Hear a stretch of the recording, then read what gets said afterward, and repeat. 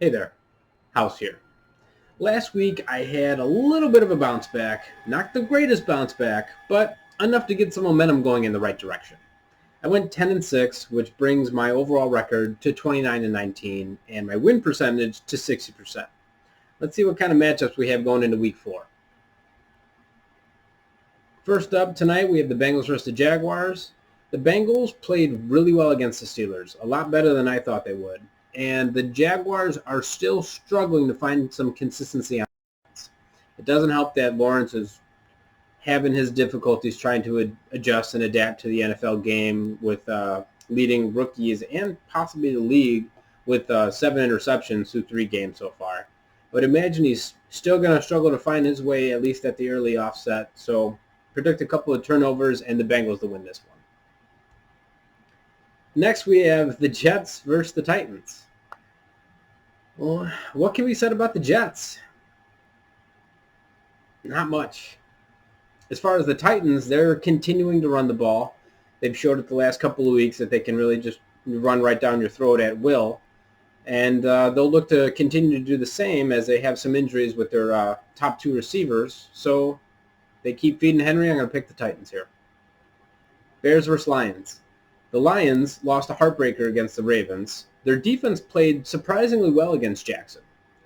Fields, on the other hand, looked rather rough in his debut. The offensive line had plenty of issues, and honestly, Matt Nagy looks lost as a head coach. I heard him earlier this week in a press conference saying that all 3 quarterbacks are in play for this upcoming game. As a head coach, how can you even say something like that? Because let's say he's being factual about it, and he actually wants all 3 guys, if they're healthy, to take first-team reps. You don't take that many first-team reps, so you have each guy splitting what you're actually doing with the offense. Nobody can get continuity with the guys that would play on the first team going into that week, because you need these practices to kind of help iron some things out. So you have 3 different quarterbacks trying to talk to all your first-team guys, and I do not believe that will mesh well. I'm going to pick the Lions in this one. Dolphins versus Colts. Dolphins played a lot better than I thought they would. They forced overtime against the Raiders and almost beat the Raiders. Still, they don't have a run game to speak of, and I don't think Brissett's going to continue to play at a consistent level for them, at least just yet. I'll be looking for the Colts to be a little bit more aggressive with the run game while Wentz is still dealing with his dual ankle sprains. I'm also looking for the Colts defense to step up big here. I'm picking the Colts. Vikings versus Browns. The Vikings played well last week and they were finally awarded a win. The Browns defense, on the other hand, stepped up big last week. Myles Garrett led the way with 4.5 sacks. Their offense is still a force to be reckoned with as well. I'm picking the Browns in this matchup. Falcons versus Washington.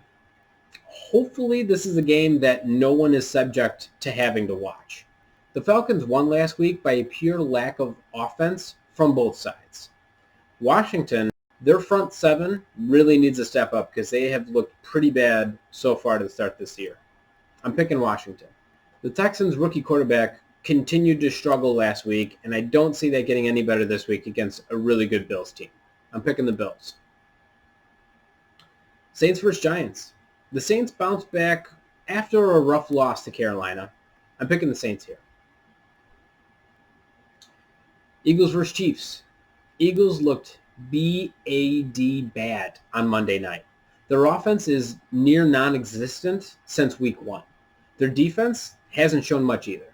The Chiefs, who are coming off a 2-game losing streak, will look to have a huge night against this bad defense. I'm looking for a high-scoring affair by one side. I'm picking the Chiefs. Cowboys versus Panthers. The Cowboys offense looked really good last week. Their defense still isn't one that can stop anyone. For Carolina, unfortunately, McCaffrey will miss a few weeks with a hamstring injury. The only bright side is last week when he got injured, Darnold showed that he can still move the ball without him. I'll be picking the Panthers in a game where the last team that has the ball will win type of scenario. Next, we have the 49ers versus Seahawks. This is a divisional matchup that will be entertaining to say the least. The Seahawks have not been playing all that great at holding on to leads once they have them. Their offense seems to get stagnant at inopportune times. The 49ers have been playing well at the start of the season and were seconds away from starting at 3-0. Rams vs. Cardinals. This is another tough test for the Rams against this divisional opponent. They've been pretty good on offense and not too bad on defense. The Cardinals have had some pretty good fortune to remain undefeated this season. Their offense has been good, but there's still room for improvement. A matchup against a couple of 3-0 teams should be fun to watch, without a doubt. I'll be picking the Rams, though. They've got a bit better of defense. Next, we have the Packers versus Steelers. The Packers have played well 2 weeks in a row, and they pulled off a nice win last week on a last-second field goal. Their offense looks strong, but their defense not so much. The Steelers have looked bad 2 weeks in a row. Their offense should find a bit more success in this matchup, however. I'm picking the Packers. Broncos versus Ravens. The Broncos are off to a great start. They have a good defense and a surprisingly better offense. The Ravens looked great against the Chiefs and then bad against the Lions. So right now we're on the in-between of which Ravens team will show up. I'm picking the Broncos here as the home team. All right, and the matchup that most people will be talking about all pregame, postgame, into the next week. Patriots versus Buccaneers.